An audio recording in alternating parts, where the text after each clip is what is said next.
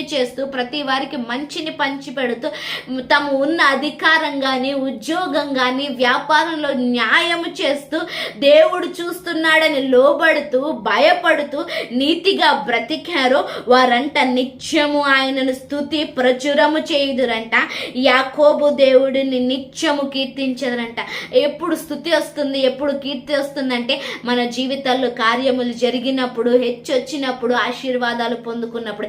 ఎన్ని సంవత్సరాలు నీతిగా బ్రతికావు కదా, ఇక దేవుడు నీ జీవితాన్ని హెచ్చించబోతున్నాడు, కార్యాలు చేయబోతున్నాడు.